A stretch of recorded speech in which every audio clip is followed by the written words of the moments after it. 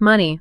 It really is one of the biggest forces in our lives, isn't it? Absolutely. It shapes, where we live, what we eat, the chances we get, even how secure we feel about the future. Mm-hmm. But here's the thing. Most of us were never really taught the actual rules of money, like how it really works. No, not right. Instead, it feels like we're just pushed to, work harder, spend more, maybe borrow. Which sounds like a recipe for stress, not freedom. Exactly. Constant financial stress. Yeah, and this really flips the script on what wealth means. It's not just about the paycheck, how much you make. Right. It's about how much you manage to keep, how you multiply it, and how well you protect it. Okay. And understanding those principles and actually using them, that's the real key. And that's exactly what we're diving into today. We've got this source material outlining 7 timeless rules of wealth and financial freedom. Timeless, that's the important word. Yeah. And our mission isn't just to list them off because some might sound, familiar. We want to really unpack them, look at the behaviors behind them, the surprising insights that set financially free people apart. Mastering these can genuinely change your whole financial life. It really can. So let's get into it. Okay, rule number 1, never rely on one source of income. Seems straightforward, maybe, but the impact is huge. It really is. Our source points out this statistic the average millionaire has, get this, 7 different income streams. 7? Think about that. Relying on just one paycheck or one business, it's actually pretty precarious. It's like a ticking time bomb almost. Yeah. Financial suicide, some might say. Totally. One job loss, one bad year for the business. And you're suddenly in a very tight spot. What's fascinating here is, how wealthy people instinctively spread their risk. It's not random. Right. It's about finding different avenues, investments, maybe a side hustle, real estate, royalties, another small business. Diversification. Exactly. Financial security really comes from that diversification, not depending on just one thing. Okay, so maybe not 7 streams tomorrow, but the idea is to start building additional ones. Precisely. Start small, monetize a skill, make a consistent small investment, build layers of security. Okay, that makes sense. So building on that security, rule 2 tackles something that sounds simple but is surprisingly hard. Save at least 10% of your income. Ah, the 10% rule. Classic. Yeah, and 10% sounds small, almost insignificant. Maybe, but it's powerful. Well, here's where it gets really interesting. The source highlights this. If you consistently saved just 10%, just 10 cents of every dollar, starting from, say, age 20, you could realistically retire a millionaire without, hitting the jackpot or making 6 figures. That's the power of compounding over time. It's like magic, but it's just math. But the reality, most people, according to this guide, save, basically nothing, 0%. Yeah, and the key insight isn't just the 10%, it's the discipline. Oh. Because look, if you can't manage to save $100 when you make $1,000, let's be honest, you probably won't magically save $10,000 if you start making $100,000.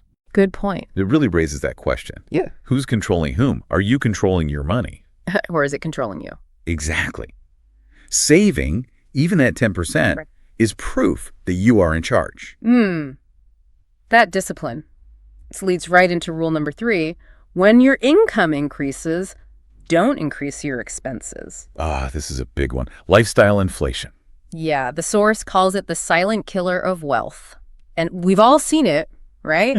Maybe even done it. Absolutely. You get a raise. A bonus. And immediately, you're like, okay, bigger house payment, nicer car, new gadgets. Oh, right. The temptation is immediate. And the result, you're making more money, maybe significantly more, but you feel just as broke. Maybe even more squeezed. It's like running faster and faster on that financial treadmill, but not actually going anywhere. Yeah. And the contrast the guide draws is, it's stark. Truly wealthy individuals, especially early on, they often don't look rich. Right, no flash. They prioritize letting their money work for them, investing it, growing it. Right. They only really indulge in luxuries when their investments can comfortably pay for them, not their paycheck. Whereas others, they might look rich. Fancy car, big house. But beneath the surface, they're often drowning in debt, just chasing the next upgrade. So looking rich versus actually being financially secure, big difference. Huge difference. It's instant gratification versus long-term power. And speaking of debt, rule number 4, avoid bad debt at all costs. Crucial.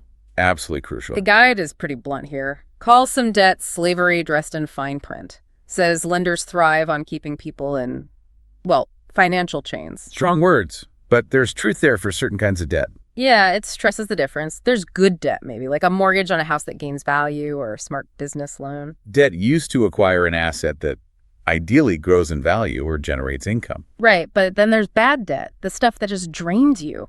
Credit card balances racking up huge interest. Payday loans, unnecessary car loans for depreciating assets. That kind of thing. And that bad debt, it just slowly bleeds you dry with interest. There's no upside, just a constant drain. Yeah. The guide warns basically every time you swipe that card for something you can't really afford right now, you're essentially selling off a piece of your future freedom, trading tomorrow for today. Wow. Selling a piece of your future. That's a powerful way to put it. It really puts impulse purchases into perspective, doesn't it? It does. Okay, moving to rule 5. This one's fundamental. Never stop learning and investing in yourself. Ah, yes. Your greatest asset. Exactly. The source says your most valuable asset isn't gold or stocks or property.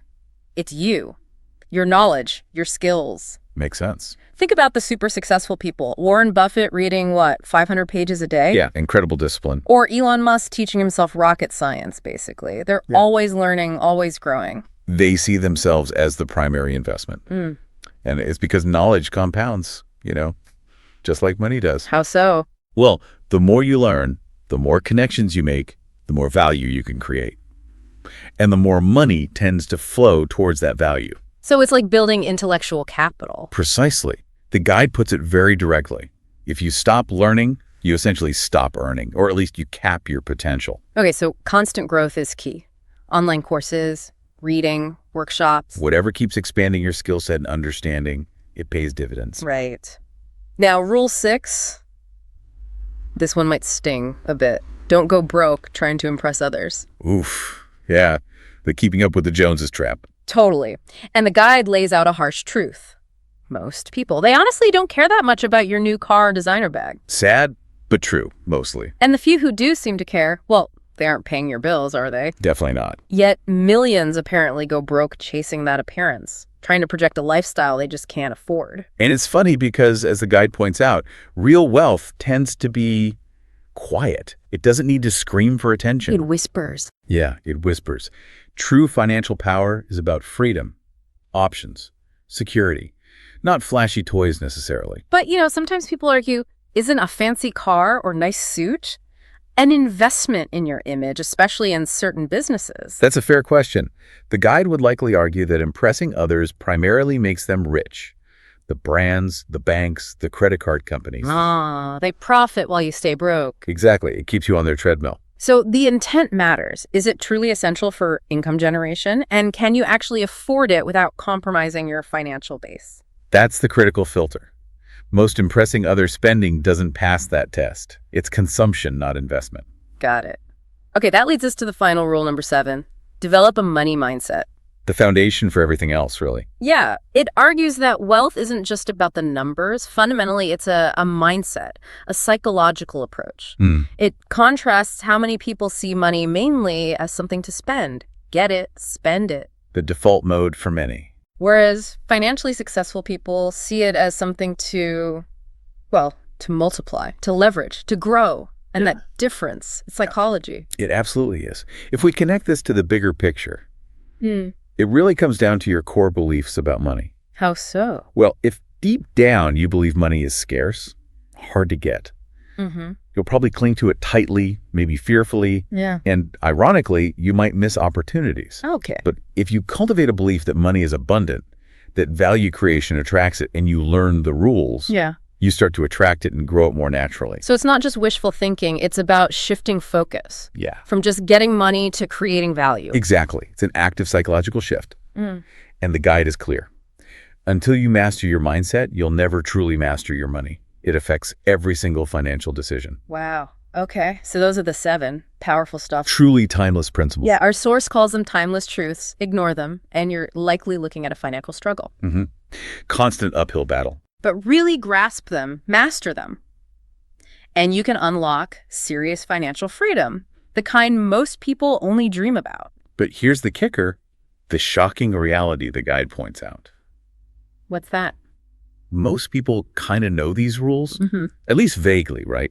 Save money, don't overspend, have multiple income sources. Yeah, they sound familiar. Not exactly secrets. Exactly. But knowing isn't doing. The vast majority never actually follow them consistently. They don't internalize the why. That's the gap, isn't it, between knowing and doing? That's the multi-million-dollar gap, you could say. So the real question for you, listening right now, is, will you be different? Will you bridge that gap?